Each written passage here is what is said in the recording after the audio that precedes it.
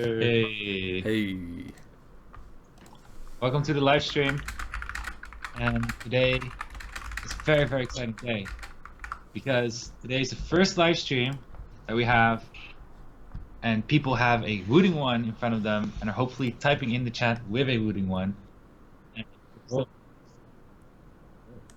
Let's see. And some of you might have not received it yet, but you will very, very soon.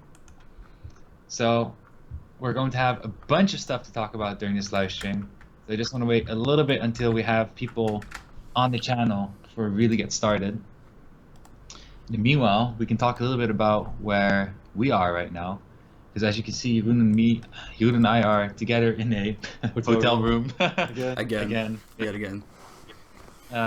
So today, or at least this last week, we've been in Shanghai. And we've been in Shanghai for China Joy. And China Joy is kind of the Gamescom of China.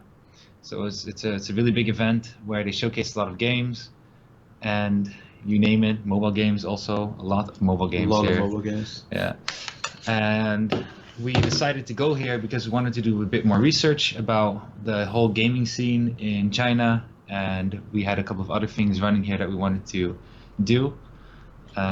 And now we have a flight going back tomorrow. So that's why we're here.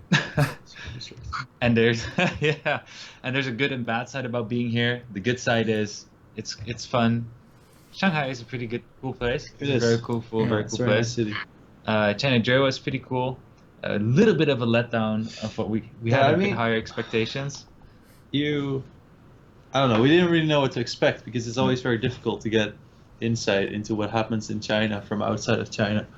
And well, what we knew beforehand is that even now, if you Google China Joy, you just see pages upon pages of showgirls, like just girls, only girls. And even just walking around there, they literally there were a bunch of developers, and mostly Chinese developers or Chinese companies, mostly behind mobile games. Yeah. And their whole booth was pretty much just a stage, and once every hour they would just sort of line up all the showgirls.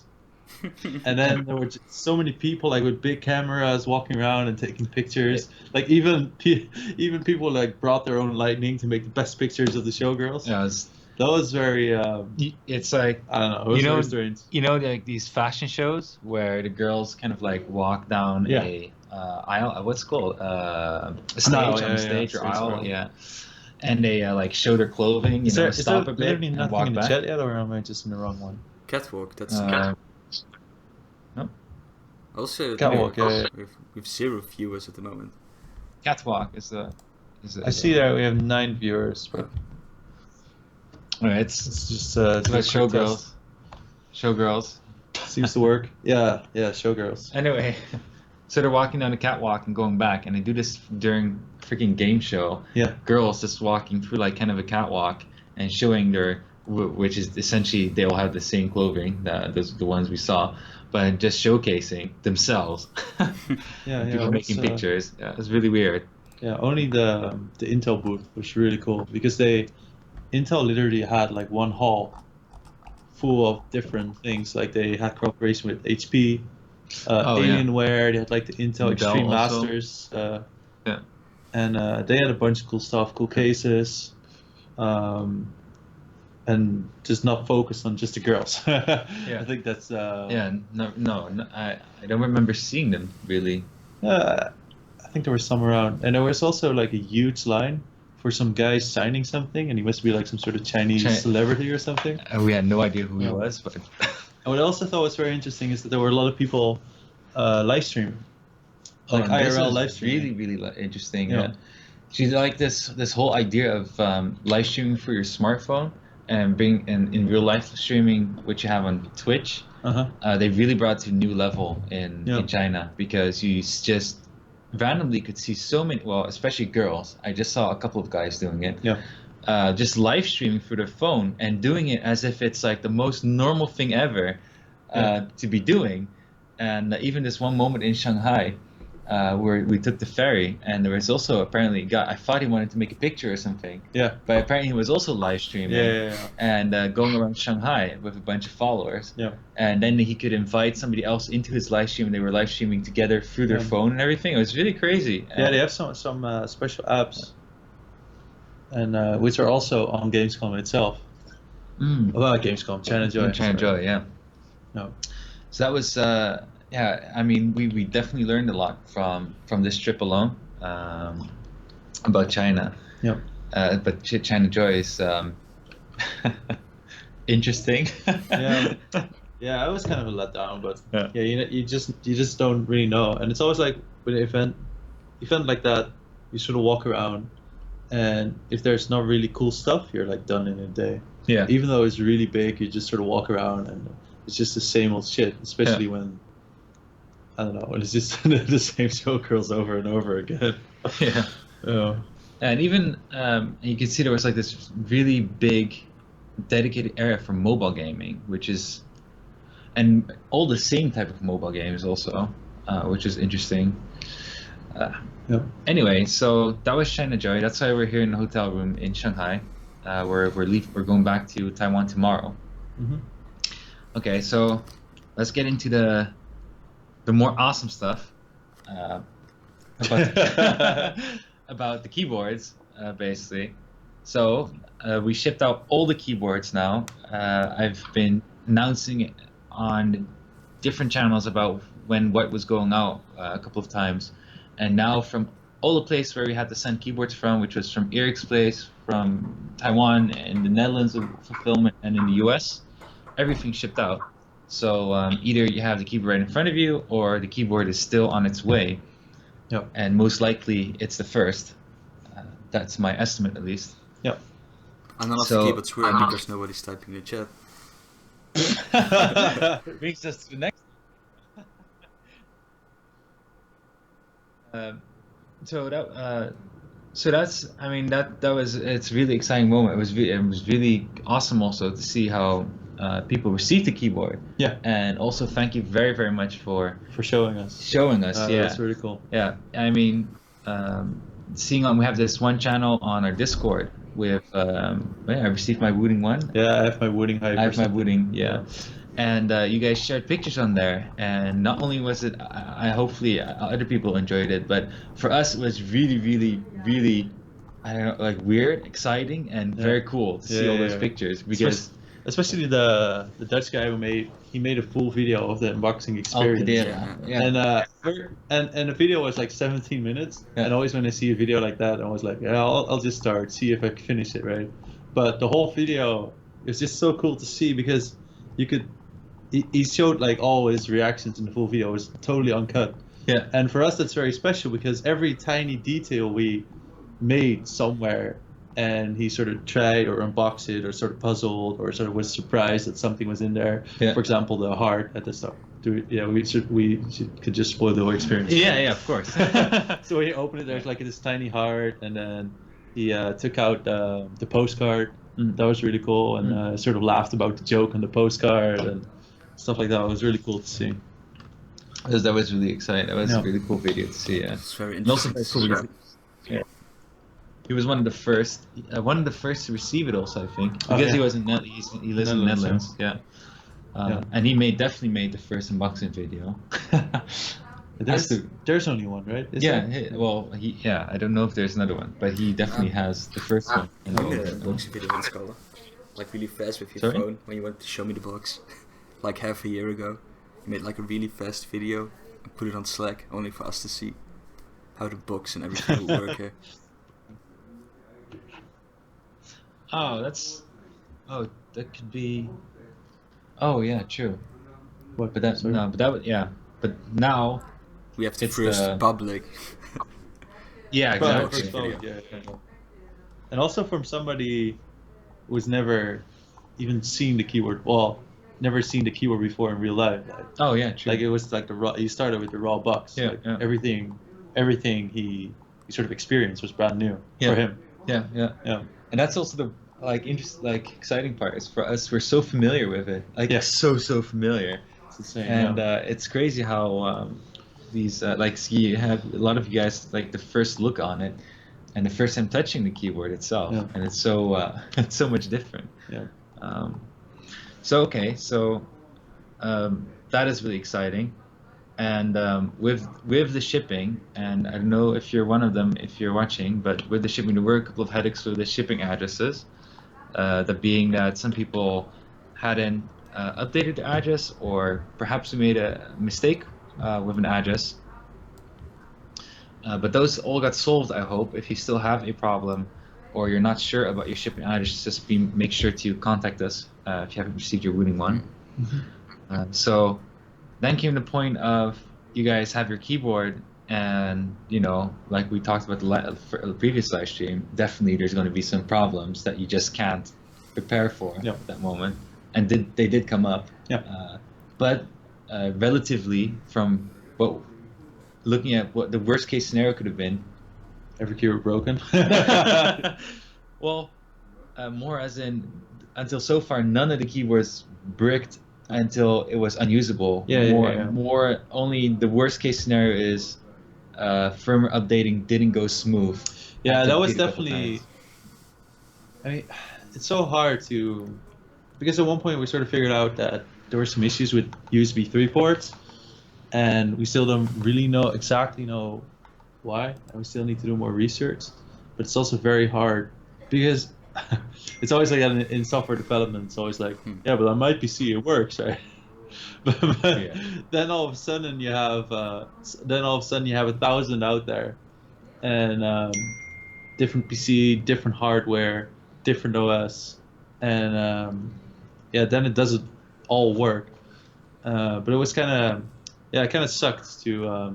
But I mean, the Wooting restore, I'm kind of glad that we paid a lot of we put a lot of effort into making the restore function, to make the restore function smooth as well. Yeah. So like we when you plug in while holding the mode right, and we also made this page about it, and then when you open utilities, this ducky shows up, and you just press these these giant buttons, and then it works. I see the first few in chat have arrived. Stroma Knit and the Peripherous Dane was finally received his keyboard this morning. Really? Yeah. It's about time. That's cool. I hope he enjoys it. Congratulations, man. Yeah. It's good that you received the keyboard. Yeah. Sorry, what was his name? Oh yeah, so but they could all still be restored, and that's good. And I think I mean, we still need to do more testing, but you have to imagine that the firmware we made, or the firmware that's everything that's on the keyboard, like the firmware and the settings and everything, is like a few months old already, and a lot has changed in the meanwhile. Yeah. And I think that's this sort of desynchronization is has caused some issues with the updating, but from now on it should be more smoother. And there's definitely I think there's definitely Salt is gone. Yeah, he's all sweet. Let's see. Oh, here we go. So then that was on updating. I know some of you.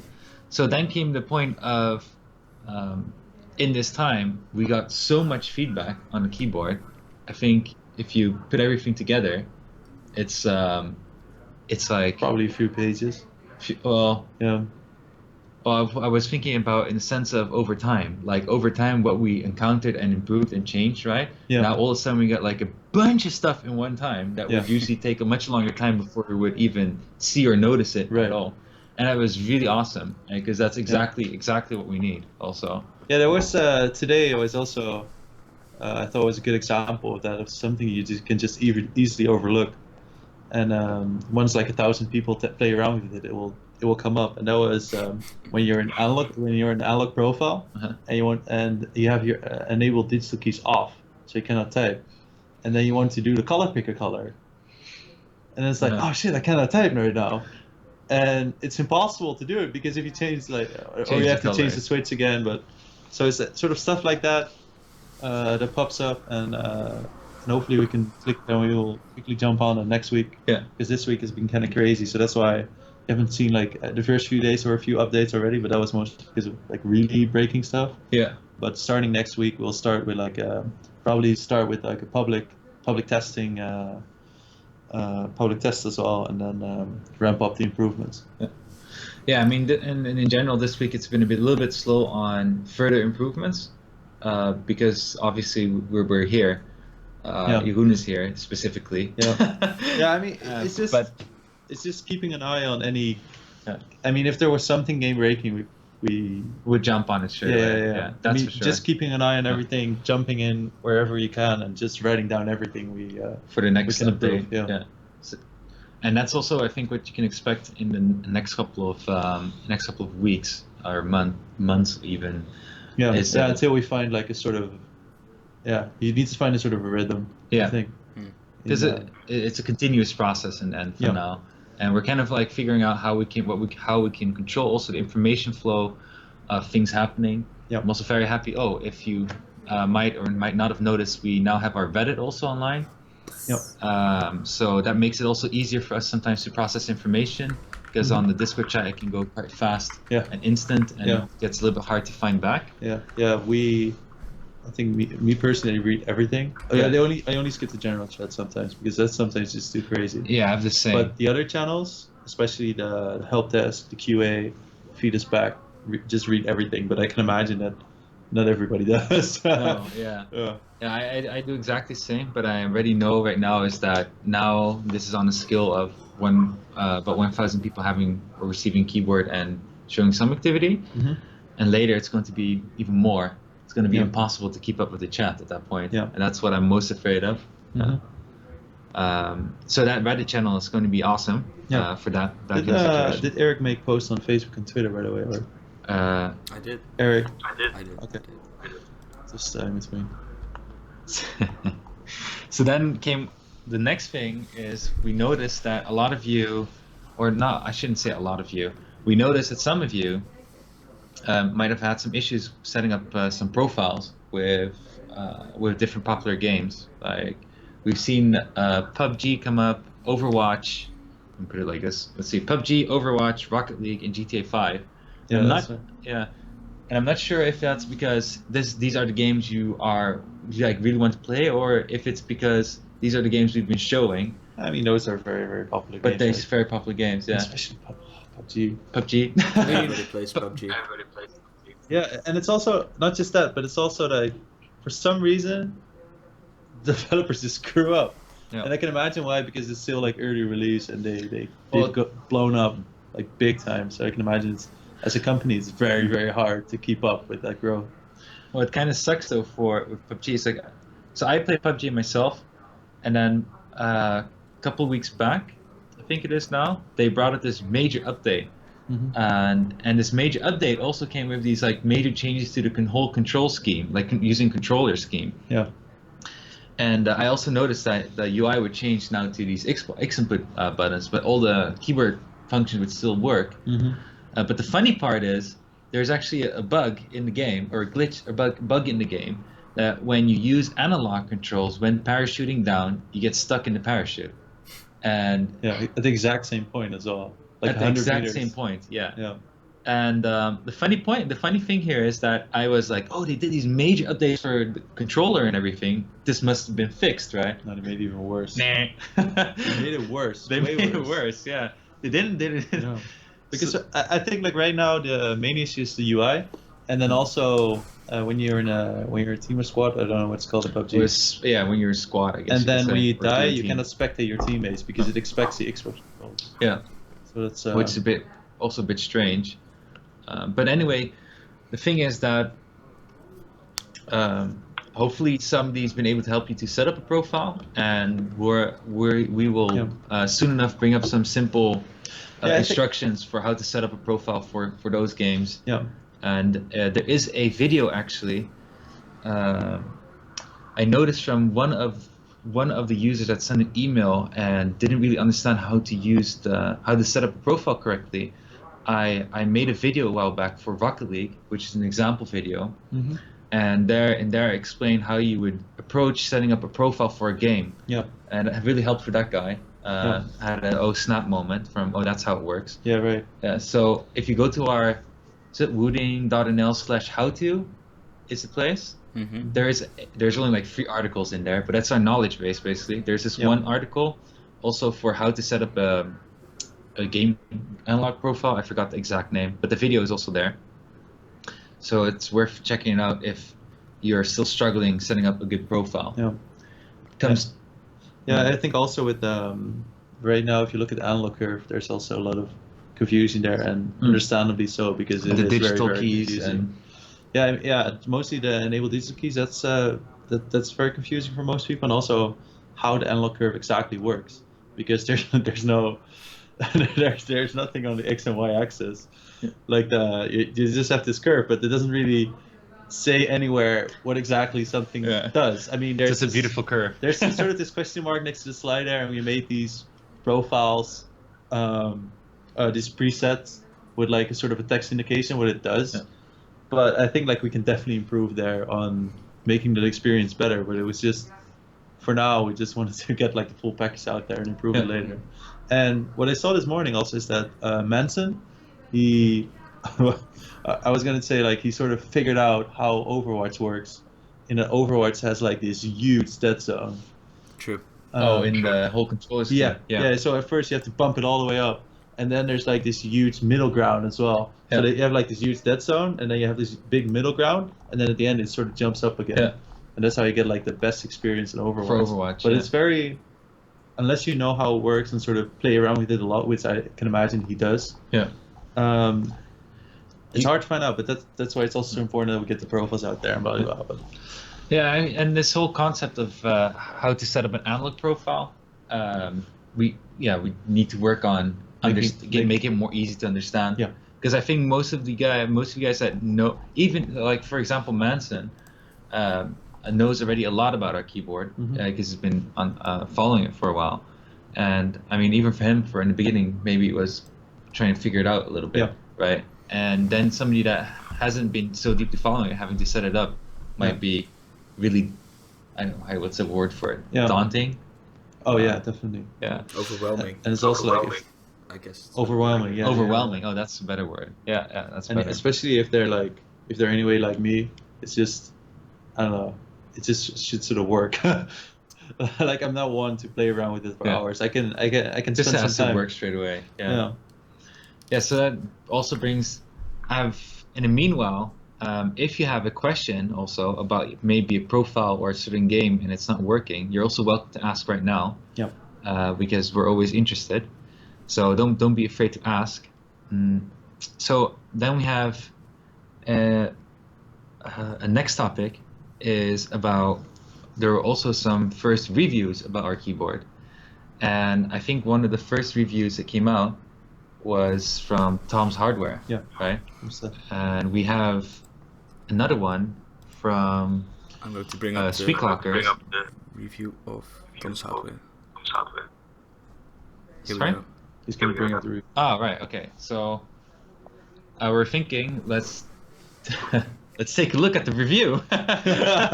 Even though you have the keyboard there, you can make your own opinion, of course. Yeah.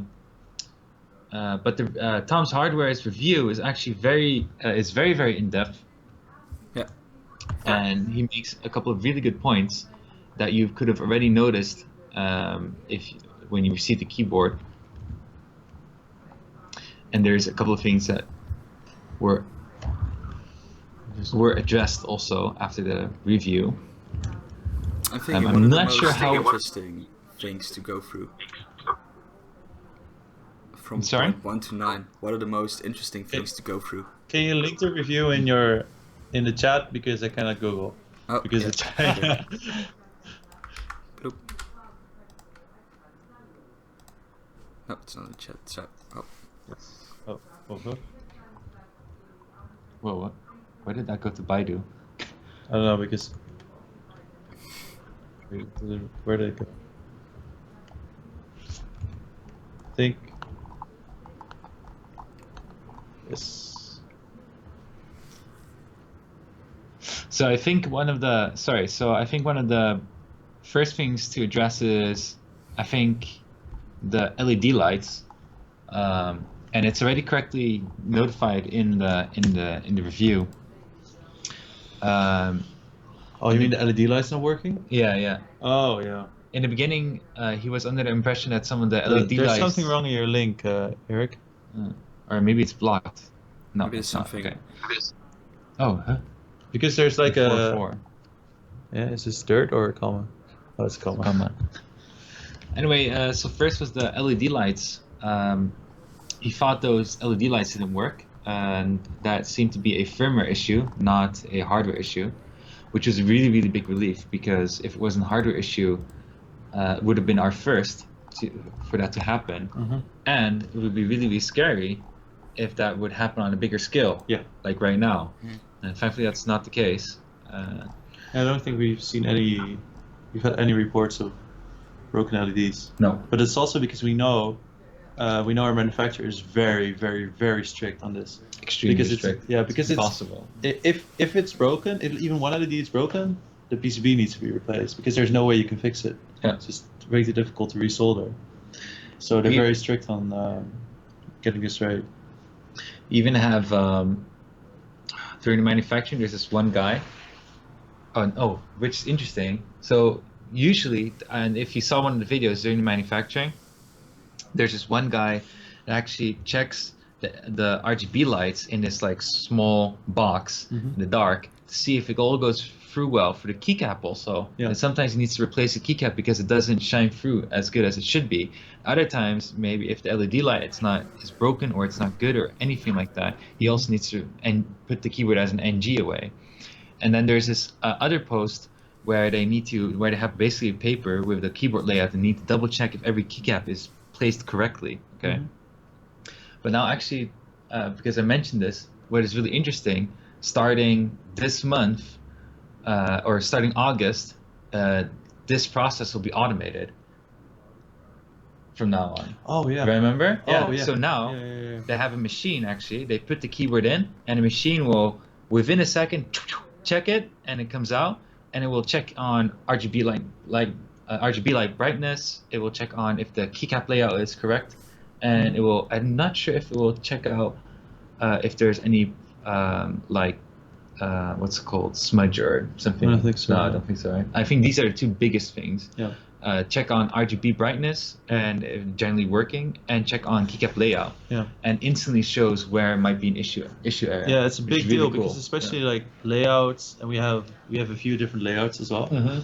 It's very, very error prone to check. It gets very confusing. Yeah. You should know that when it comes to languages, So we essentially have the first set of handmade keyboards. Yeah. Yeah, it's always like when you look at a manufacturing process, then the first things are way more manual than, because you sort of build into this whole automation process. Yeah. Yeah, you need to find out the manual steps first, and then you know what you need to automate. Yeah. Yeah. Otherwise, you're spending a lot of money on constantly new machines for Right. no good reason. And so that's already very exciting.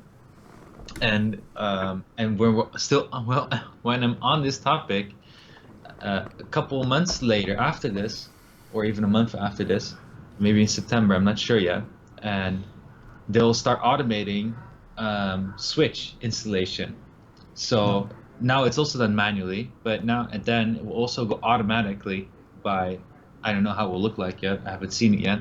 They're still building it, but that will also go like automatic. this. So that's gonna be, Done. yeah. I'm not sure if it's going to be like a one-time whoosh and then in, or if it's like a ARM that does Yeah, per switch. It's So probably it's probably going to be kind of like an ARM thing because they need to use it over a different range of keyboards. Yeah. So they just set coordinates or something. But we will, the next time we go back for production, we'll not be there with every production now, but the next time we go there for production, probably they'll have both those machines. So I'm really excited to we can show show everyone. them. Yeah, it's going to be really cool. Okay, so I went a little bit off topic there. So Let's back get to back that to review. Oh, Yeah, we were so let's talking get about back the to review. there. I was Yeah. like, what were you talking about again? Yeah. So let's go through the pros and the cons. And I hear myself echoing through you guys. Sorry, I'll lower the volume. Okay. Well, some of the pros.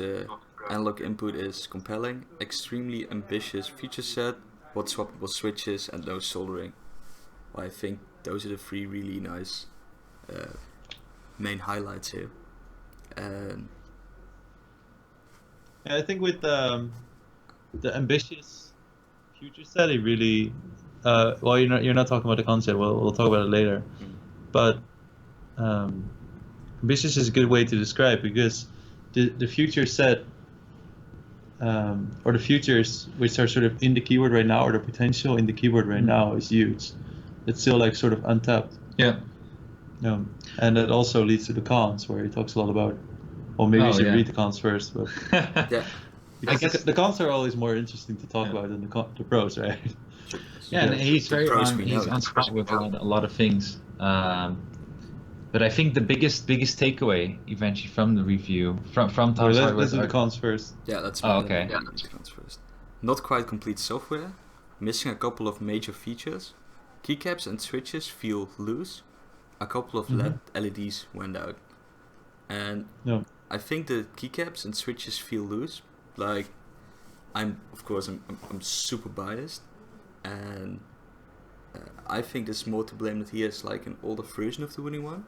Not that I'm trying to defend the cons or something, but I don't think that's really true. But on the other points, he's like really correct, I guess. Like, our software is lacking some major features, and we can improve a lot on that in the future. Yeah, what was his first point again? I don't have them in front of me. He said software? Not complete software, missing major functions, keycaps and switches feel loose, and a couple LEDs went out. Yeah. So we know that the LED light going out was just a firmware. Yeah. So also software, incomplete software thing to describe it. Yeah. But so I think that that's why it's very on spot, because that's exactly where it's lacking right now. Because we have some really ambitious things, and it's also that the software he uses is not the same as the people use right now. No, it's not. It's old version. Yeah. And it's even worse than this one. But it doesn't take away though. It doesn't take away the fact that definitely if you look at the future set of our keyboard outside of the analog, let's say outside of analog, and compared to other keyboards, there's definitely some major features lacking, which you would expect from other mechanical keyboards. That being the whole macro set and RGB lighting effects, I guess. I don't know if there's anything really else that's really big. Maybe like key binding mapping, but it's key binding. Yeah, but key binding mapping is not per se the standard for gaming keyboards for sure. Like, yeah. If you look at gaming keyboards, mostly macros and RGB effects. Yeah. So, but this is, and that's and always the thing, right? That is the part where we can still work on, and hardware is the part where stuff just gets fixed. Yeah. And now you have good hardware in your hands, and it's the point where software and the firmware is just going to get better. Yeah. And definitely, I think one of the biggest things that one of the bigger takeaways also is that if you look, for example, I remember from Calder, for example, when they first brought out is it the Q software? Was that SteelSeries? I forgot. Anyway, with Calder's software in the beginning when it just came out was also very, very basic, and it took them years to build it up to what it is right now, adding all these complex functionalities. So I think it's quite reasonable to expect also the same process happening where now it's quite simple and we're just building on top of it and more. It's actually quite a lot of work to more than expected. I mean, it's not more than expected. It just takes time. I remember from when we just started, and our approach towards the software was more minimal than how we look at it right now. Yeah, I think like the main thing is not just because it always ends up to be more work than you expect. But besides that, it's also that I think like further on the process we really realized especially how important it is. How important, Because the more we use the keyboard ourselves as well, you sort of notice that there's so many things. There's just things you need to change or set or adjust. And what I always say is like if the experience in the game is not perfect, then at least the configuration software experience needs to be good. Yeah. Otherwise you get annoyed very, very fast. Yeah. So that's why for us it's so important to get that right. Isn't in the beginning when we just had this crude, we always called it the crude GUI, and I always say GUI. But the crude GUI, okay. The crude GUI was very, it was very, GUI UI. I mean, it did everything it had to do, but at that time when it was built, we thought we just need these functionalities, then wrap it around in something that makes it easy to use, right? Mm-hmm.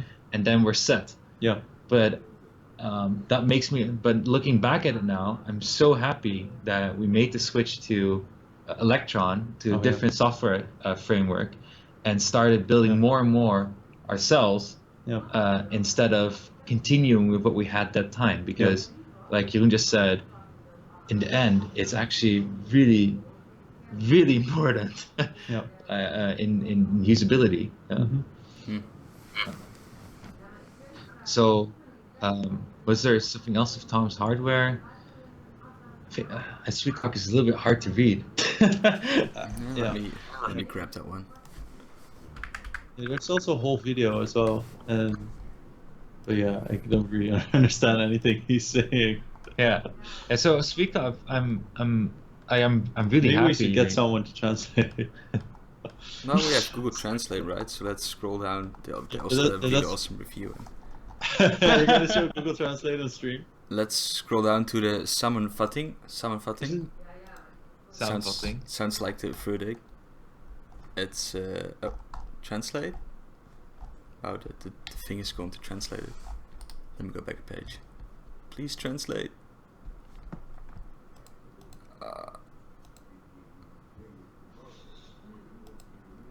Let's see. Let's translate to English.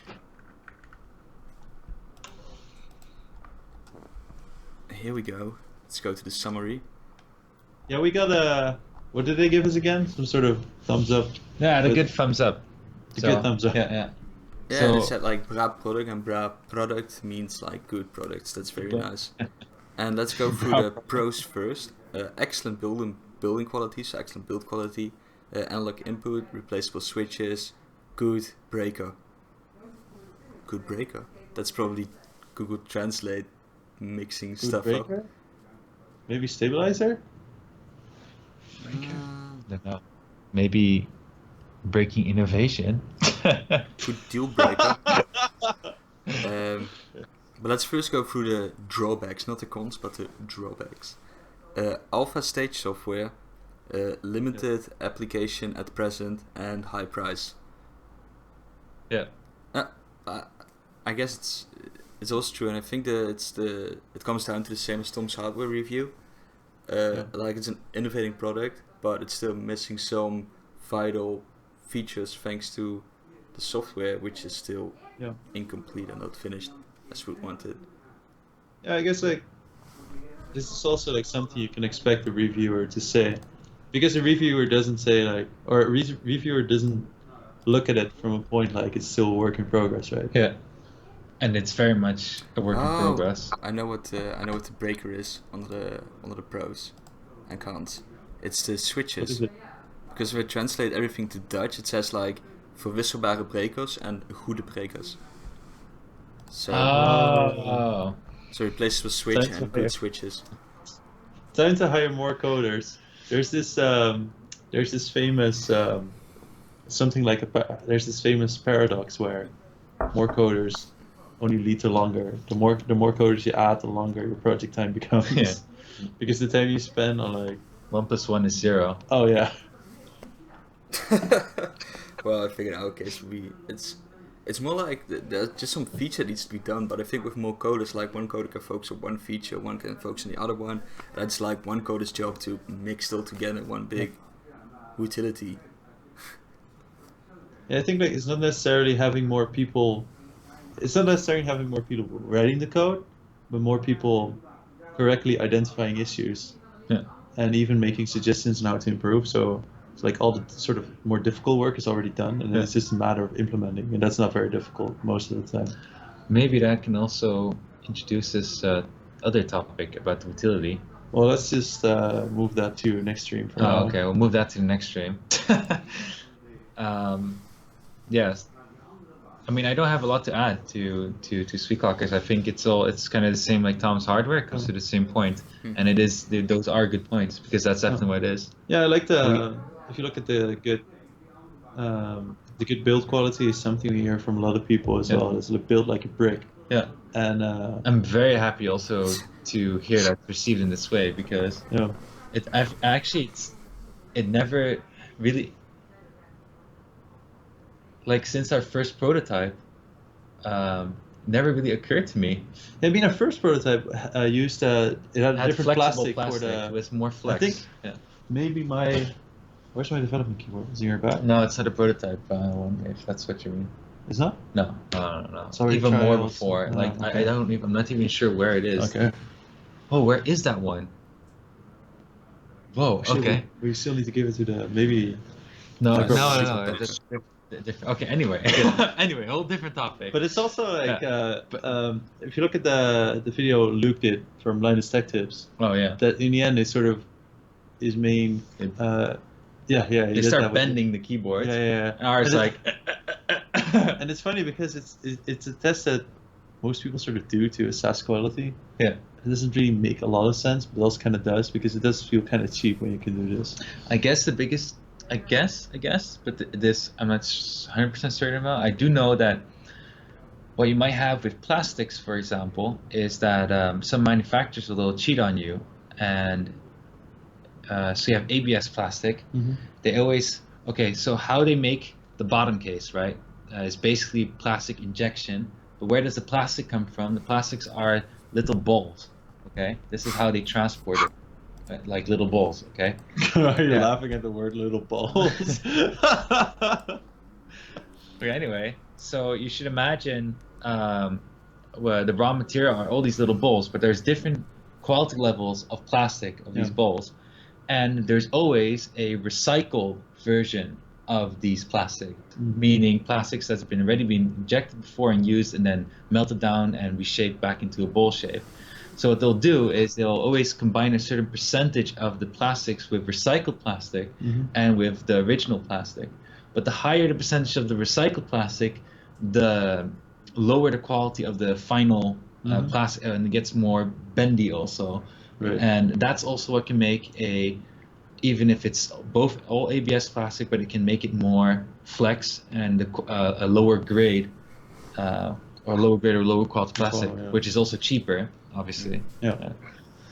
So now having said that manufacturing part. Yeah, I mean, yes, and seeing how Oh shit! My point was the other keyboards. Sorry. So my point was here. Is that the other keyboards, most likely the plastics they use are also recycled plastics. Yeah. That's why it's so bendy, right? And the other point was that a lot of people also get scammed on this part because the sample productions and the prototype productions, or the sample productions, are all done with a higher percentage of ABS plastics. Right. But then when they go to mass production, they mix more of the recycled plastic inside, and the end product's like. So, that was the thing I wanted to say. Yeah.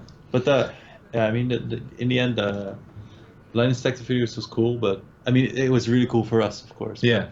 Seeing it as a legitimate video, like comparing our keyboard, which is sort of we try our very, very, very best to make a high quality keyboard. Yeah. And then there's like 2 cheap Chinese versions. It was Bloody, right? Bloody and Tesoro. Yeah. But Tesoro made a optical keyboard, not analog, because they used the horizontal optical. But they really went for the price point. So I think it's like $100 or something for the keyboard, and you have an optical keyboard. But they really, really went for the price point, and of course you're going to see that back in the product. Right. And for Bloody, I don't want to. With Bloody, I always feel a little bit sorry that their marketing style is in the way it is. Because the company behind it is A4Tech, is not a bad, like a shitty manufacturer or something like that. It's just Anyway.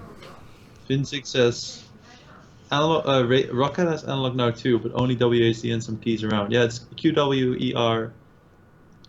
ASDF. Yeah.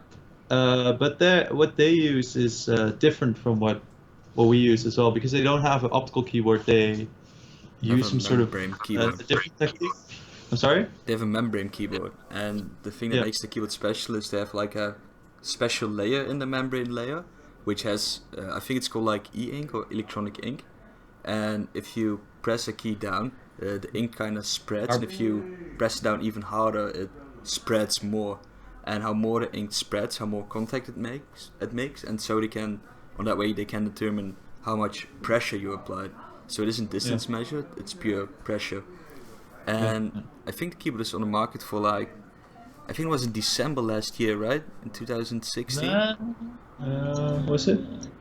I think beginning this year, I remember they put it on the market. Well, what, did they put it in December? We tried it out. I'm not sure. And no, I was not there anymore, so it was in February or something like that. Yeah. Well, well, at least I tried it out. I ordered one online and just wanted to see like what's the fuss is about and how did it all work, and it was very interesting because I think for a Roccat keyboard, the keyboard was pretty fine. I think it was well built or something. It wasn't really my style. It was like this big block of... It wasn't really my style. Yeah, it was like one big block of plastic and with more keys than you can imagine, and even more keys. I don't know, it was like the big sleeve underneath or something you could like rest your arm on, and even there were more buttons, but I was just focusing on the analog part it did, the pressure sensitive thing, and it does work, and I didn't really get it to work in a game, but the cool thing is they have like a light sensor on the keyboard where you can see how many lights turn on, how much pressure you apply, and so they didn't really have this X input support at that time. Maybe they have it now, I'm not sure. But they did like a similar like we do with double keystroke. They had it like with 3 points you could bind to a certain key. And then I played like Counter-Strike one whole evening. And I played Overwatch a whole evening with analog. But the shitty thing was you have to press these keys really hard down. And by the end of the evening my fingers just really got sore of the amount of pressure I had to apply constantly to get my character to move at a normal pace, and that's why I really disliked the product, and I sent it back.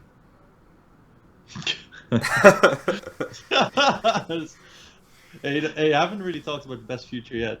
I mean, Tom Sauer was talking, of course, about lacking futures in our software, right? But Roccat has more than made up for that, because what you can do on a Roccat keyboard, is when you press a key, you can play effects. Yeah, sound effects. Like laser effects or alien sounds. Oh right, I forgot about that. And my god. And the best part about those sounds is that they're so totally off point. Like every time you press a key, it sort of starts playing the sound, and it's of course is way longer than a normal key would be.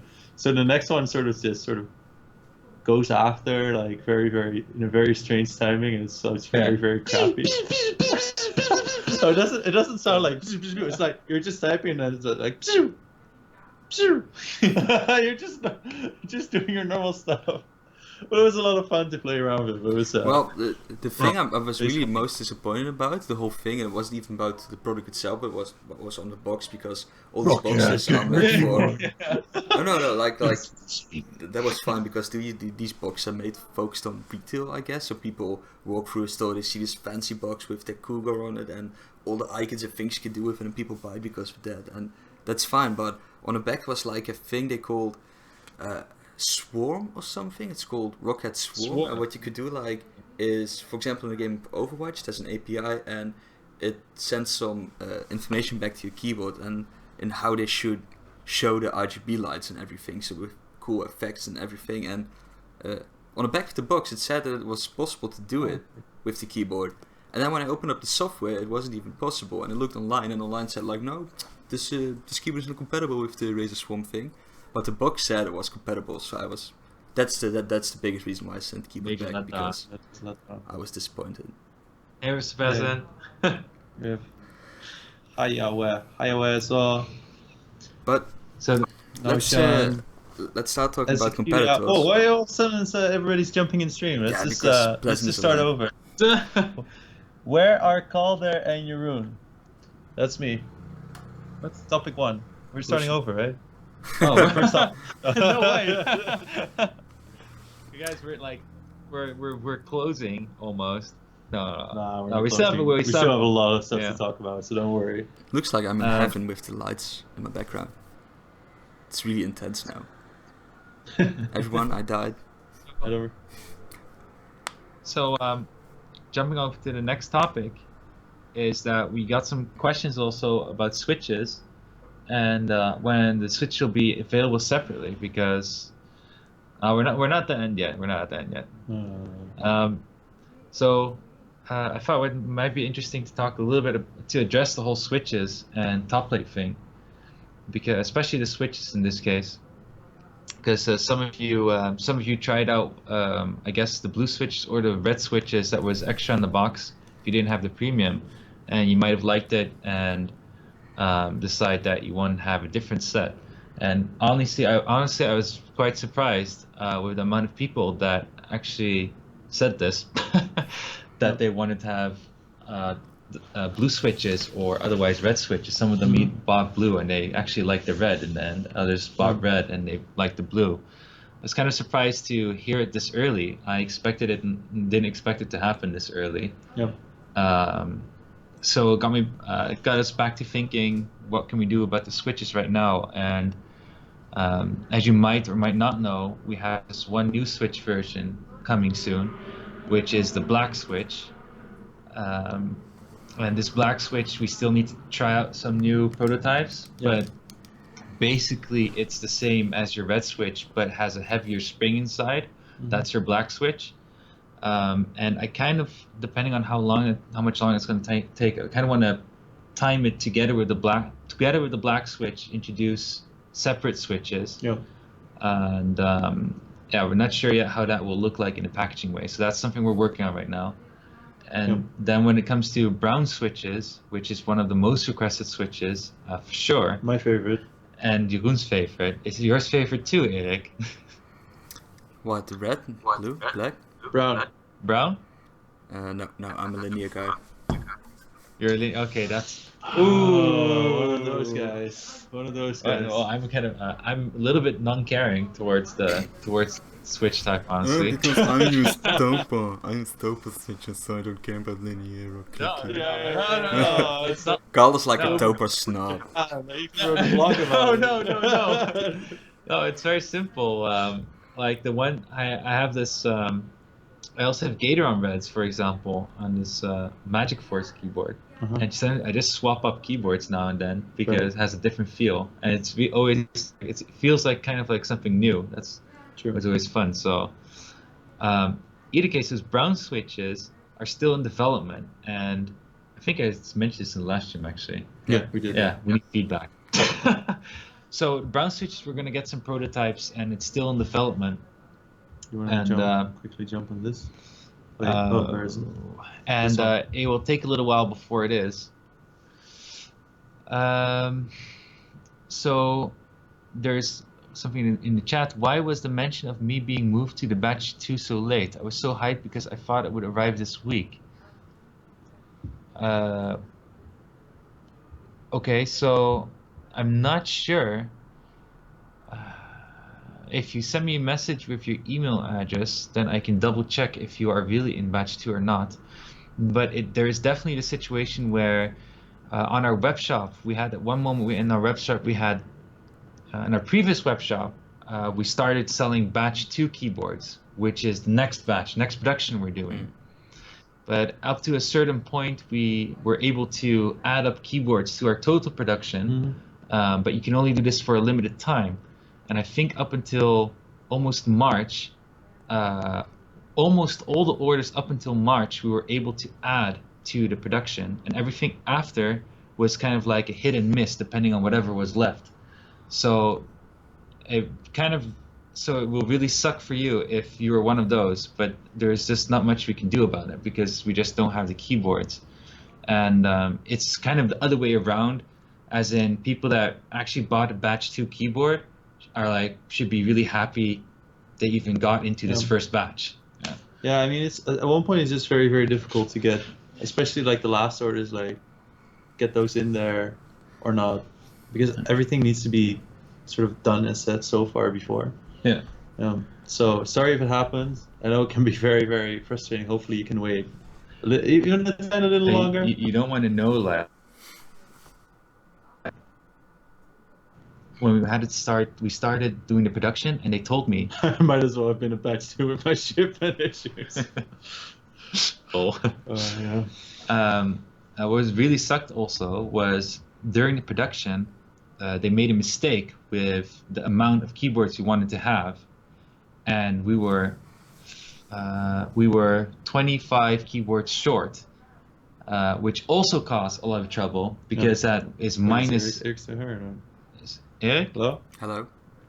Okay. So that meant for us minus backup keyboards, minus keyboards that would have gone to reviewers, because we took them all away so we could still give them to as many as possible of you guys, also being batch 2. Yeah.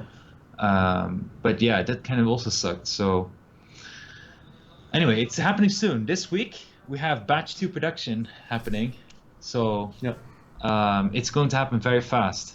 So don't be sad. This coming August, you're going to have your keyboard as well. Ultimate Destructor says, I don't like blues because the tactile point is too high. It's impossible to utilize with DKS. It would be nice if there was a tactile switch that was designed with DKS in mind. I'm not 100% sure what you mean. Well, I guess it's like haptic feedback for the activation point for DKS. It's because right now, like the actual analog range also starts around the tactile point. I think that makes it annoying, but so it's either like lowering the tactile point or increasing the range. That will definitely solve this. I mean, it's not so much that it's not designed with DKS in mind. It's just a switch. It's just a switch limitation for now. Yeah, and it's a little bit hard to. Alright, I'll be right back. Like, guys. I'll be right back. Alright. Yeah. So the switches right now haven't been made. When you look at the blue switch, it wasn't made based on how does our analog solution work. It was just made based on what is a blue switch, and next upcoming switches, that being the black switch and the brown switch, are going to be made in the same way, but we can have a influence on what that will look like. I'm particularly looking at the brown switch here. Yep. So that being, when does the bump happen? When is it smart to have the bump happen? Think about it. But then when it comes to with this whole analog and tactile feedback, you're always going to hit against one problem, and that is that you can always change your activation point, and you can always change, and the range of the total analog range is going to change over time because we're working towards getting that full hair trigger range eventually. So and anything you put in hardware is fixed. There's no changing that. So you don't want that to be a future at this moment. Right. Yeah. Maybe eventually we'll have like special switch for purely analog playing once we have a hair trigger analog range. Yeah. That would be amazing. Okay. Kyle asks, what I run into the last days that I accidentally press buttons in game because there's always no resistance. But I guess it's like a thing to get used to. Yeah, I mean, if you look at, that's like the most heard complaint with bread switches, because they are, even though like ours are tiny bit, the springs are a tiny bit heavier than a little bit heavier than MX. cherry MX breads, yeah. But it does still happen. But what you can play around with is setting your activation point a bit lower and see how that works for you. So even you can either set that on a separate profile, but also on your regular digital mode. Like just put it a tiny bit lower, and maybe you press it less. I think especially if you're coming from a rubber dome keyboard. Oh yeah. You're used to pressing keys all the way till the end, right. And you're also used to pressing them quite hard. Well, now with the mechanical keyboard, there's not the same type of feedback. Oh, that's a good point. Yeah, because it never happens to me, but I'm used to typing on a mechanical keyboard for a long time now. So yeah, it's a learning curve also. Yeah. And red switches, honestly, if you're coming from a membrane keyboard going to red switches, it's really tough. Yeah. Black switch would have been better. But on the other hand, once you're used to it, you go back to membrane. You're like, It's like, oh, my fingers! What the fuck? So, okay, let's see. So I clicky switch Switches. have been tactile point middle activation. helps and keys where you can physically move the bump wheel. Yeah, we did actually talk about this today, about how you might be able to adjust some physical settings of a switch. But Yourself. what? Or like you move around the spring or the clicky thing. Yeah, either like increasing the resistance of the spring, Mhm. like we got suggested today by somebody else, Oh, right? right. Or just the general idea of how you can modify hardware-wise towards your own user preferences. I wonder if you look at the, I don't know if you guys saw the video Eric made about changing the springs, but at one point he shows the inside of the blue switch, and there's this thing, this sort of metal thing which causes the click. Yeah. And in theory, you could just sort of adjust that thing. Yeah, and sort of change your tactile point, but I think that will be very, very difficult and very error prone. But I guess, I think. oh, I yeah, think the it's- one. I think switches are a very interesting topic because right now you see that we're making this step from, okay, the switches, the idea of the switch is still the same, but now we have a keyboard is analog, Mhm. it's faxed to the switches and it's optical, etc. But maybe in the future there will be more focus on the switch itself and actually asking the question, why can't you do something more physical with the switch, as in able to adjust it, or maybe a total different mechanism. Like once you go into that area, as soon as the switches become more expensive, the whole keyboard becomes a that's lot true, more that's expensive. true. If you Because want, in every keyboard you have 87 or 88 Yeah. keys on even a 10 keyless, 4 on full. if you're curious, by the way, the accumulation of all the switches on our keyboard is one of the most expensive cost Yeah. of the keyboard, and I can tell you that's for almost every keyboard the same story. So switches are expensive. Yeah. Adding them all up. What's up, boys? Oh my god, shaving, please.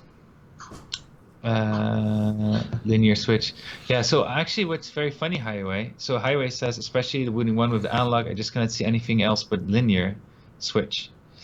Actually, what's funny is that I saw some comments of people where they just like it as a keyboard itself. And that's why also when there's a request for brown switches, for example, you would think, whoa, for analog, it's going to suck, right? Because it's going to bump through your range and everything, and it's going to hurt that experience, right? But in the end, maybe they don't per se do it for analog. Yeah. That's just I think that even if you look at because we took a look at like different Reddit posts as well. Yeah. And there was one post on PC Master Race and like 10 maybe on the mechanical keyboard subreddit. Sorry. And let's Civic, I think the Civic, I don't know, maybe it's French, or it depends on if it's French or Russian. Yeah. Anyway. The So Civic on is post? Oh, it's yeah. Dutch. It's Dutch, I know it. Oh, okay. Then I don't know how to pronounce it. The Civic.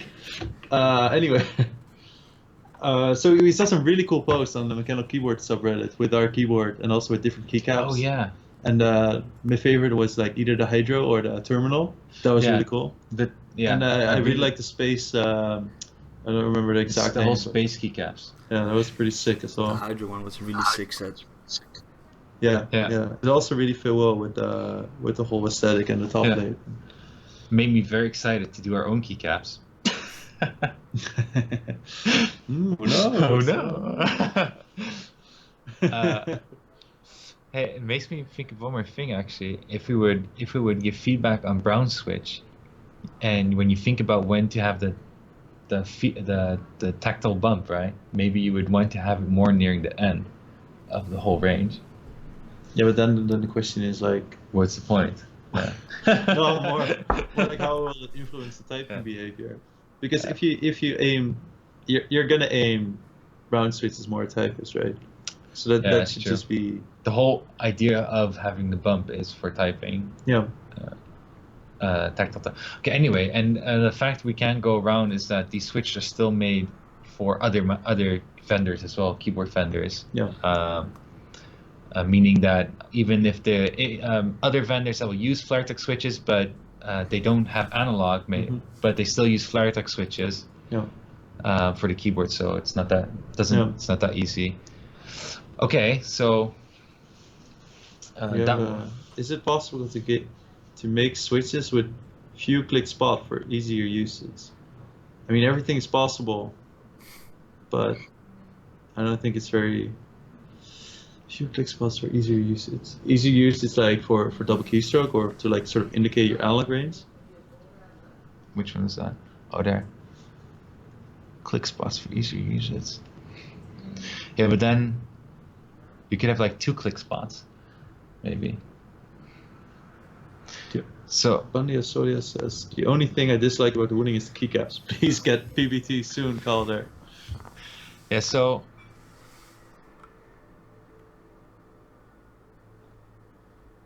as well. I still need to make a post. We are going to post a blog post, and also on Mechanical Keyboards is about we want to make PBT keycaps, our own PBT keycaps, but it's going to be laser engraved, and we need feedback about what color scheme is going to work out, what you would like to see on the keycap itself. Maybe you know, it's going to be more icon-wise, or do you like text-wise more? Right. Because we don't want to make an exact copy of what we already have. We can improve whatever we can improve. So if you have feedback for it right now as well, you're always welcome to share it. Maybe right now or on social@wooting.nl. We're always reading it all. Even if we respond a bit late, we've read it. Most likely we just prioritize the issues first. So. And PBT is a different kind of plastic used for the keycap, so it feels it's a bit more rougher and less shiny. Yeah, we already know where we can manufacture the PBT keycaps, and the thickness is 1.5 millimeter, and the injection point is on the bottom, which are. This is also interesting. Legends wouldn't be translucent on the PBT keycaps, and I mean they can be, but then you would need to have double shot, and double shot PBT is very expensive to do right. That's the issue we have right now. But double shot PBT, it's not even the price that's an issue right now. Like, oh wait, doing double shot PBT keycaps ourselves means we have to make our own mold. Right. Because all the molds that we can find on the market really suck. And with double shot PBT and the molds, what I mean with it is basically double shot PBT is injected 2 times. So the legend itself is also an injection. So this is fixed. It's not something you can laser print or engrave or whatever on the keycap. It's fixed. So you need to have a mold for it, and that's really, really freaking expensive. So get to work, make the molds. There's one thing about GTA. The only issue from Physics, the only issue I have is that for some reason it interferes with GTA RP specific issue with a key if I use analog mode. Just in GTA Grand Theft Auto, or? I'm not 100% sure what he means by this. GTA. Yeah. Okay, so Physics, could you expand on that one? Yes. I'm gonna get to work. Highway. I will. No, never mind.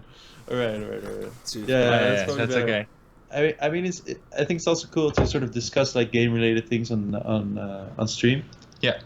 Because for us, it's right now what we're heavily focused on is also like trying to gather information about how things work in different games, because then we can sort of adjust our software, adjust on software based on what people say. And I don't know if I said this on Discord before, but yeah, I mean, it's very hard for us. Oh, no, I said this in an email to someone. He had some questions about PUBG, and I said to him, it's very hard for us to go to a developer without a big pile of cash and ask them to support our keyboard, right? Yeah. But what we can do is from our side make the experience as good as possible. So anytime you run into something strange with a game, it's like, oh shit, it doesn't really work that well. Maybe if I had this in the keyboard, it would have been better. Then please tell us, because very important. Yeah, that helps us a lot. Because for example, we had this a lot of requests for disabling the keyboard interface. Yeah. So because right now it's sort of always on, even though it doesn't send any information, it's still like. I mean the X input interface. Oh right? yeah, the yeah, Xbox interface. The Xbox the X input or Xbox interface is always on, because that's just how our keyboard is.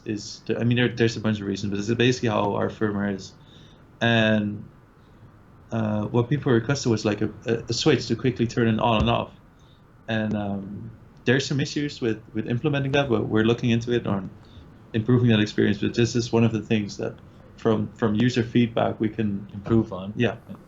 And it sounds a bit weird now I think about, but we're very reliant on you guys playing games with our keyboard.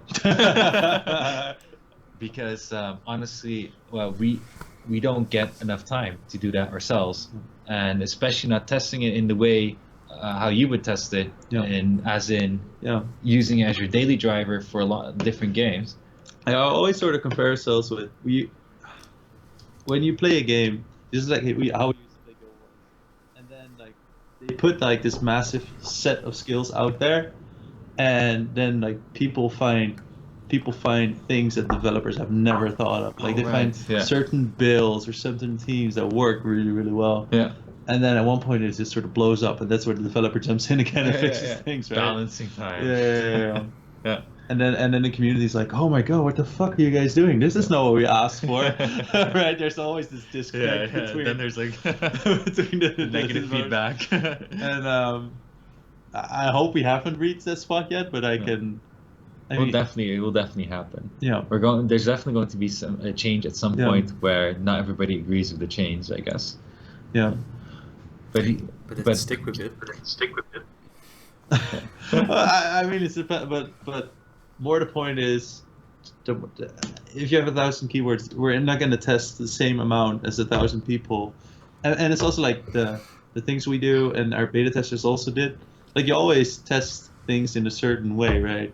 And even if you look at the unboxing video as well, is that the guy opened the box and then he wanted to take the keyboard out, but it wasn't really smooth. And then we were like, oh my god, you take it like this, right? That's how we thought it would work. But you cannot say that to unbox the box. Yeah, I mean, everybody always has their own way, and that's where you need to adjust it to. And that's why it's so important that we get the feedback. Yeah, because it's a whole different way of using something. Yeah. And that's what we need to know. Otherwise, we can't improve the experience. Yeah. Coming to this started all from switches. Okay. What? Okay, the second part of it was top plates.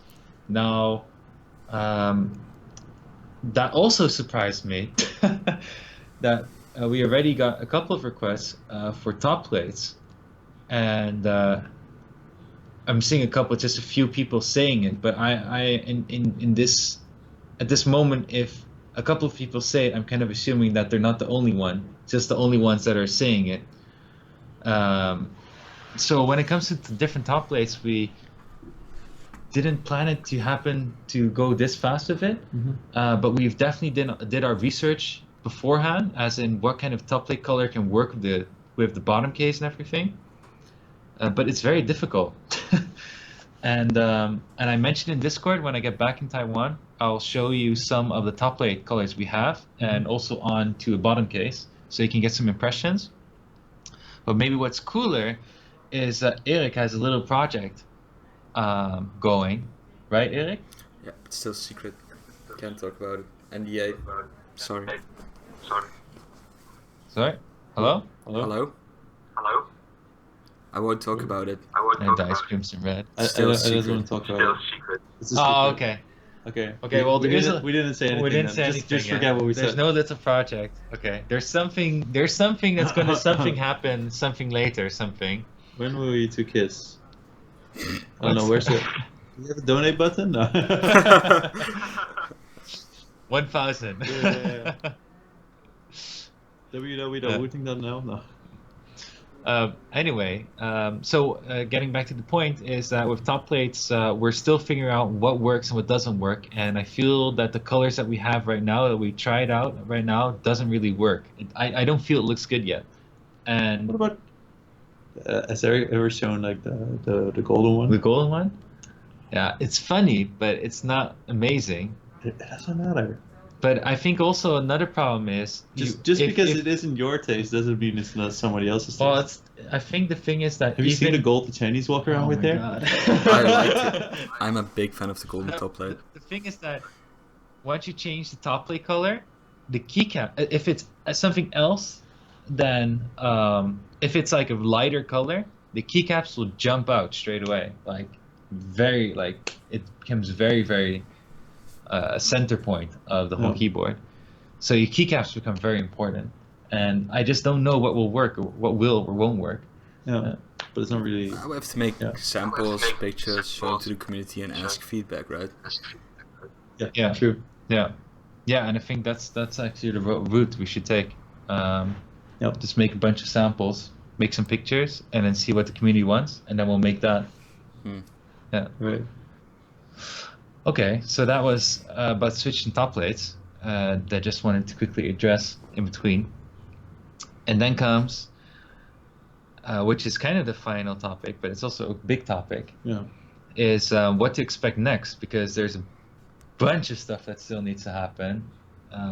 Everything just started. I mean, you guys just have the keyboard and already noticed some changes happening. But the first thing is, that's at least the only thing I can talk about, or I can talk about, and the rest is all Jeroen and Erik, is that the first thing first is stabilizing the utility and the firmware and making sure it runs smoothly. You're saying you're going to talk about the first one? Yeah, that was the first one. That's it. This is one this? sentence.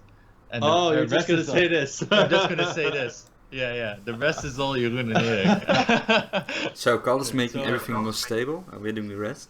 No. I'm the one that will be bitching to Erik and Jeroen, saying like, fucking hell, there's this one guy has this problem. Why isn't this fixed yet? Yeah. So, wait. Before we break in this topic, I want to say something, and I'm still echoing on your side, so it's very annoying.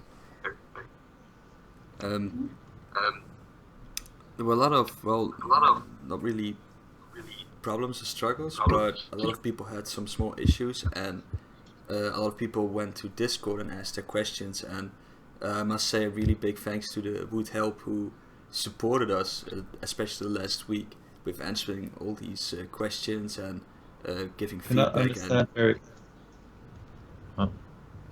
echo is gone out, I guess. So, first of all, thanks to the Woothelp for helping us answer a lot of questions of people and solving small issues. So that's really great. And I think that brings us to the point where, because we had a few patches the last week, and these were like minor fixes that were easy to fix but broke the whole experience, so we wanted to fix that as soon as possible. That's why Jeroen jumped in and fixed it. And a lot of other issues we received, like some lights when you set them on the keyboard and switch profiles, they have a different, different hue when you swap profiles. And some other small things and some bigger things, but we had to make a decision like what's critical and what isn't critical. And looking at things that are critical, that's where Jeroen is working on right now, and so I'm going to give it to Jeroen now, so Jeroen can continue with some future improvements you want to do. So besides fixing these bugs, which are really hard working on, what else comes up? I think because this week we've been in Shanghai, of course, and it's very difficult to get like actual. I mean, you can sort of jump in on Discord questions and like do small things, but it's very difficult to tackle a bigger topic. But I think if you look at what our sort of approach will be, is like right now we're just gathering as much information as we can, and from that on, just making a list of features where we're going to improve on, and just sort of order that by what we think is most important. And I think like before jumping into the topics themselves, if you look in general, what I really like is, or what we really need or lacking right now is sort of a list where we can sort of list those features, because then people can see, okay, I have this idea. One, probably someone else already had this idea, or maybe not. Is the new idea? Where can we post it, and where can we see what's coming up? So that's something we need to do very, very fast. And then also a Trello indeed. I was thinking about Trello as well, but I don't know. Trello sort of has this. No, I don't know. Trello's probably good at I it. think Trello's more like Calder's we favorite. can, if we have a public Trello board, we can have a public Trello board, and I don't think you need people to be able to comment on it or something. But you can just have a Google form for suggestions and requests. Yeah. Yeah, true. And then we can review those responses and then add it to the Trello board as I mean, we can or just take requests from Discord or mail or whatever. Oh just yeah, sort wherever. of gather them all. Yeah, wherever. And then the second thing is we want to launch a public test, sort of a beta version of the utility as soon as possible, and that's already there is already one, but it's hidden right now. I mean, not publicly. So, Can you find because it? because we want to try out things, but what we don't want is that somebody who doesn't want to try out things, because what's one of the most important or one of the more annoying things is that when you want to actually use it and then it doesn't work and that annoys you. So we need to have a stable version and a test version, and especially for us it's very important to have this test version, because where we can push like a new firmware update, maybe try out some things and see if they lead to any bigger issues, and then push it to a more stable version. So I think like those two things are coming up next week. And then there are a few bigger topics, and one is like RGB, 2 is double keystroke, 3 is direct input. That's it. You're mentioning direct input? What else? No, yeah, that's Double keystroke, double key. Oh yeah, so no, RGB, X input, DKS, and direct input. And that's also sort of the order in what I feel is most important, because maybe X input. So if I talk about X input, it's like how are the Xbox controls handled right now, and right now like how does it work in the game? For example, what I talked about earlier is like you can turn on and you can turn this Xbox or this X input on and off. That will be first good addition. Have all you guys with the problems in PUBG, for example? Yeah, which are a lot of people. Yeah. We're going to address that as fast as possible, which is one of the X input improvements that we're talking about. Then maybe also analog curve, but I'm not sure. And then if you look at RGB, is a few people already mentioned this in Discord and also on the email, is that if you set a color, color on your utility, then it's not exactly the same color as on your keyboard, which in itself is not a big deal because it never really is. But what is a big deal if it's like totally different? Because I was just reading this on Discord about a guy who said like a pink color, like a light pink, and it turned out to be red or something. So it's like a huge difference. That's a huge difference. Yeah. And the reason for that is because we have to do some sort of encoding. So we have like these R and G and B value, and we sort of squeeze it into a smaller value, so we can put more information on the keyboard itself. Because as you know, like all the information is saved on the keyboard, and we sort of chose a way to do this squeezing or encoding, as it is called. And encoding right now is just not good enough. that's basically it. It's just not very efficient. And so I think like the next big step is working on improving that, because I already have some ideas about how we can do it, and it shouldn't be a huge deal. So that will be pretty cool, because then you can more accurately get the colors from your what you set in utility. And there was one other thing. Oh yeah, and also how you can set the colors in utility. So we're gonna implement a color pick. No, not a color picker. So if you have a color set already, you can also sort of save it into your saved colors. And also, which really annoyed me earlier this week, is I wanted to change like all the colors to a certain color, everything to green. It's like bang. So there's definitely going to be like a dragging or a select all. Select probably. Yeah.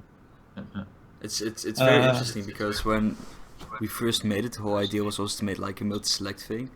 But the funny thing is, when we had the new utility, instead of the crude GUI, it was already an improvement, like adding RGB colors to the keyboard with the new utility instead of with the crude GUI. Because with the crude GUI, you had to like enter a value, a number from 1 to, I don't know, like 255 or something, that would represent some sort of color. It's difficult. So it was really improvement when we had this, just where you can do it visually, like click and do a caller. But now looking back to it, we still can and need to improve on it. Yeah, I think some sort of drag and select an eyedropper would be nice. Yeah, that would be really cool to add. And then you gonna talk about any effect? No. Oh. Yeah, I mean, I just don't want to make any false promises because. Okay, now you started. I have to talk about it. But there's this like effect that's already done-ish, right? Yeah, but it's a bigger story because if a demo version is done, it doesn't mean it's ready to ship. It is done. Hey, right? Because counts. You wouldn't tell when I saw it. It's done.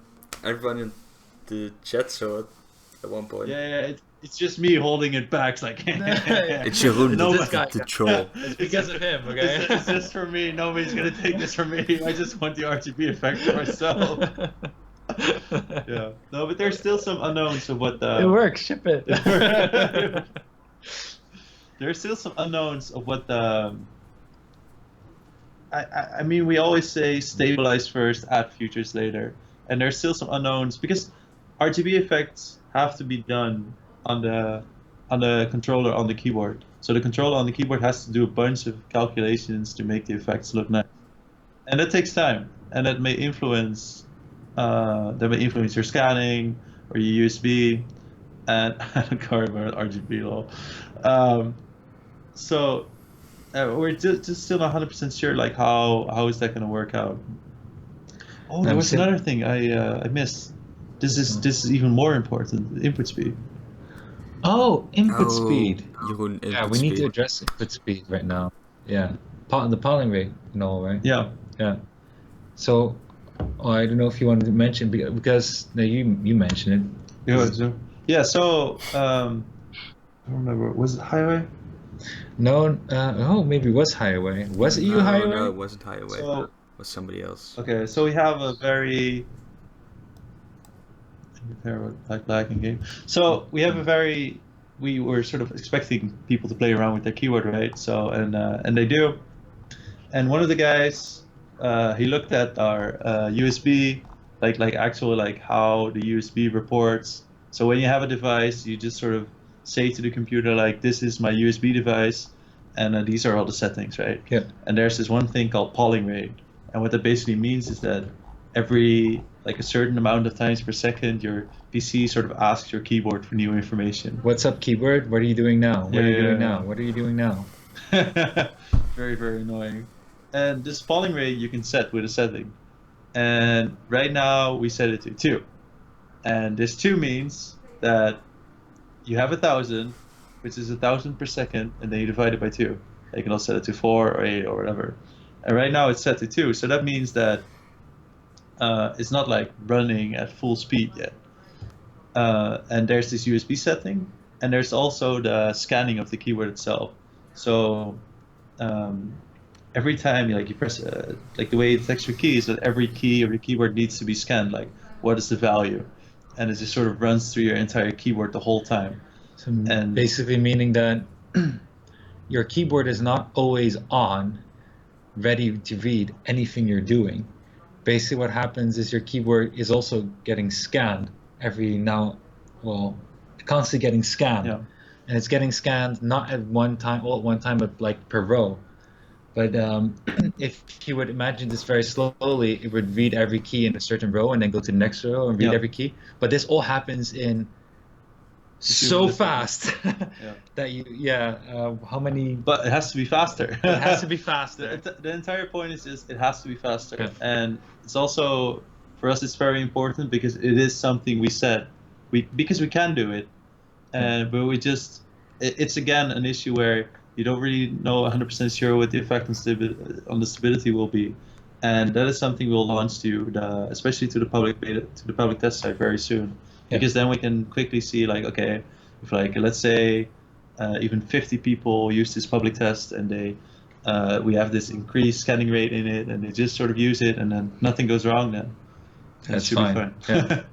So that's input speeds are going to get improved as well. There's still a lot of things about Is there a concrete question or either way? Yeah. No, it's more about disabling the gamepad again as well. Yeah. So then, okay, so that's about input speeds, and the lighting effects is going to get looked into. Yeah. And then last one, double keystroke. Yeah. So right now we sort of added double keys because we had double keystroke sort of done in the firmware, and we really want to sort of test it as a future, even though it didn't work because there's like a giant like this is still in beta or something. Because for us, like double keystroke, the potential of double keystroke to us is like just as big as analog profiles can be, because it's not limited by whatever the game wants you to do. Yeah. But we can invest really well improve on it, and by the way, and things like we're exploring is different things like on key up or key down or key press or key hold, or besides this point, so there are a lot of things we can play with to make it even more better, or maybe like combine it that when on the first activation point it's like alt and you press and hold it down till the end, but if you reach this point it will also add like tab, so you can easily alt tab between stuff, and so we can really improve a lot, but we're experimenting with it, and I don't think like all these options I just mentioned will be in there suddenly at once, but those will be like small steps and improvements on the way. What we also want to do is sort of move it to analog profiles, and then also make it profile dependent, and then also be able to quickly turn it on and off. I think that's quickly turning on and off is that will be good additions. Yeah, I think already when it's on analog profiles, it will feel a lot more natural than on your digital profile, because that has to be your real keyboard. Yeah. And we feel like the digital mode should always be like a fallback. Yeah, the digital mode should be fallback. I think we even noticed in Discord like a few people just spamming or just having DKS still on, and it's like sort of shift random through their things. Oh, there's one other thing, is that we had a lot of feedback on the shutdown, the sleep mode. Yeah. Oh, sleep mode, right. The sleep mode is going to have it's going to have a major change, being from 10% brightness to 0% brightness. So sleep mode basically is that when you turn off your computer, and this is different for everybody because it really depends on your motherboard and the BIOS settings. So when you turn off your PC, the keyboard will go into sleep mode to save basically the lifetime of all the components and power that it consumes, because some PCs will still power all the peripherals that are connected to the PC. But right now we put the brightness of the RGBs in sleep mode on 10%, which still. And there's not.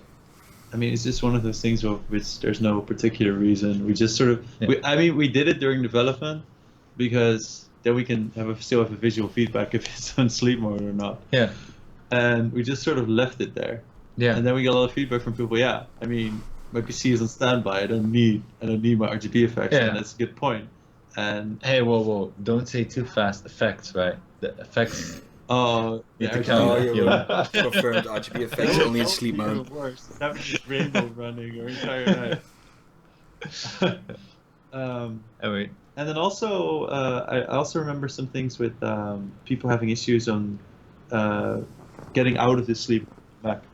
Oh, that's also a thing. Yeah, getting out of sleep mode on Mac. Yeah. There's going to be a force button, right, to force out of sleep. Yeah.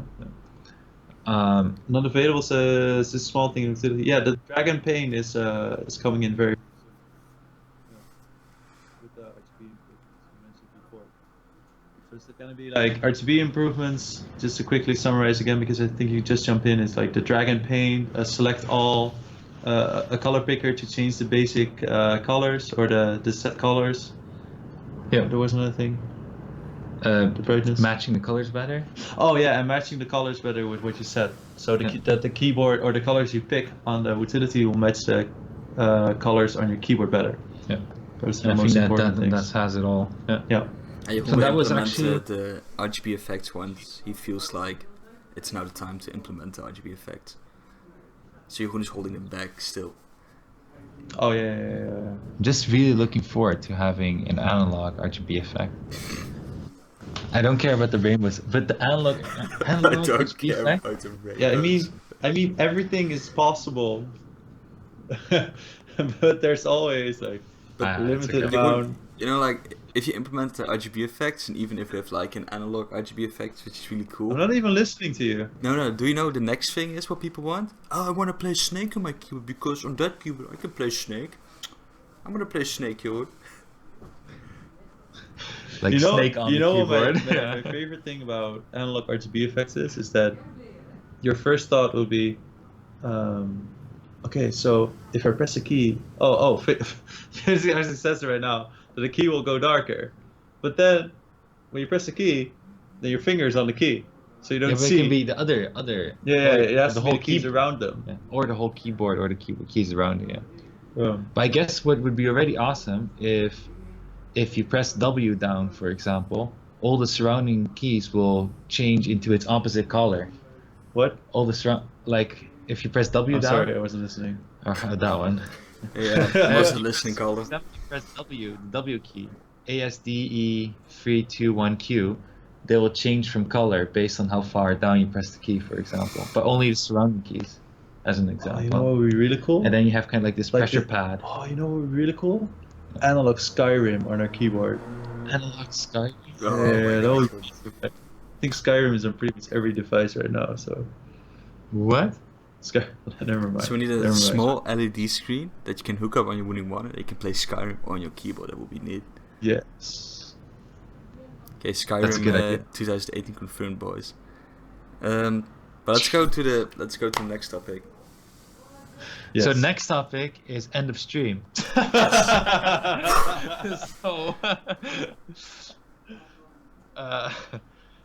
So I'm going to leave this ending part for if there's any questions or maybe something we haven't addressed that you would like to hear something about or you would want us to address.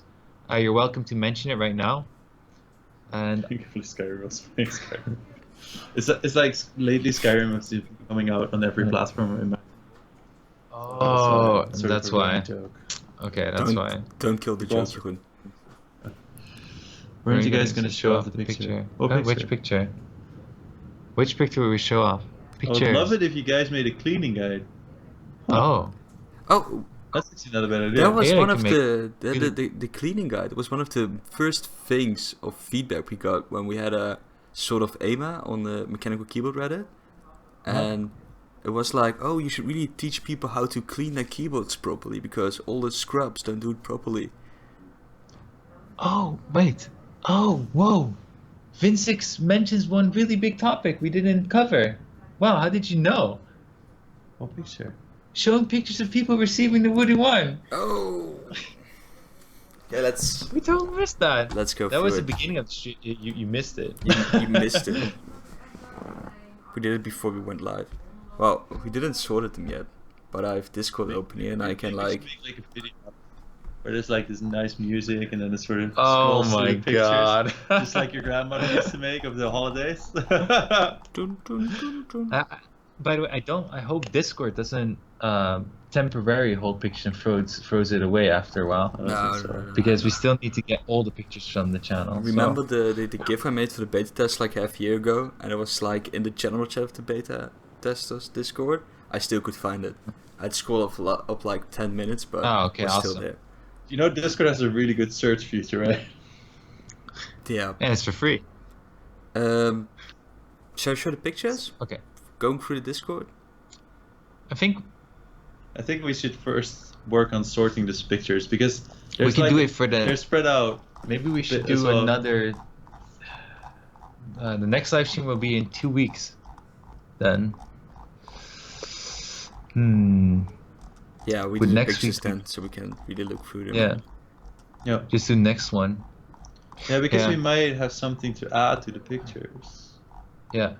Yeah. We're still okay. So yeah, the next live stream will go for the pictures. That's when, because there's still some people also receiving the keyboard. They still need to receive the keyboard, especially in the US. I think there's still a couple probably. So Well, next I just live want to say stream. one thing about the pictures. Like, I love all the pictures of seeing the setups with the Wooting one standings there, and some of like these really neat cameras, and they make like these really fancy pictures, and others just grab the mobile phone and they There's make some a picture. yeah, Yeah, really you good even have shots. one on your background now, right? And The one from Reddit. I all love them, but it's like one that really stood out to me, and I can't find it really fast, but it was like a guy who picked it up and had like his sunglasses on and his head like turned around and with a box, just like the ugly box from the shipping, is like smiling to his camera and looking how happy he is. That was one of my favorite pictures I saw. I think Which it was. one? I think it's the one I can't find it that fast on Discord, but it's like a guy who just picked up his keyboard or something, like with his sunglasses on, and I think his image is like the Wu-Tang that logo one, with yeah. Wooting in it. So it's Yeah, he's just standing outside, right? yeah, like really proud. Yeah, and, with like, sunglasses looking- on. That was good. Yeah, I really like that picture the most, I guess. Oh, I don't remember what it was, but I remember the picture. Yeah. Yeah, it's his image on this. We It's need- like this Wu-Tang logo with Wooting in it. But I can't remember General- his name. I feel really awesome that you guys shared pictures. And so many as well. So many, yeah. Yeah. I honestly, my expectations were very low. That's his name. Wait, but you guys definitely blown me away because there's so much more than what I thought would come in, and you guys from Discord know what I'm talking about because you can see them all on Discord. I have my Wooting 1 channel. This one? That's the one. It's really awesome. Oh, it looks Is that the very, one? very slow. so Oh, there's some. Stinky Ray found the name, and Mr. Blessed Exit shared the picture. That's Such a cool picture. Yeah, That was awesome. cool. Will we have some sort of Wooting prize stuff? Oh, Keychains, Merch. badges, like merch. Yeah, I mean, soon. obviously, like merch has been a running topic. Being like we wanted to do maybe T-shirts, some T-shirt signs first, and maybe a cap. I'm not sure to what extent we want to do something with it. We just want to try something very simple first, because it's pretty fun and cool. But if you have a certain suggestion or you feel there's a certain thing that you feel is cool to have in general, definitely welcome to share. Because yeah, I think Well, they're like, I think there are like 4 things I really want. I want like a cool Wooting t-shirt, a cool Wooting cap, a cool Wooting mug, and a cool Wooting purity ring. Those are the 4 things I really want. Purity what? Purity ring. purity, like you mean like when you have like a relationship with Purity. pure. Oh my god. Never really Wooting. Got a big Wooting logo on it. See, I can stay pure because I got a Wooting one.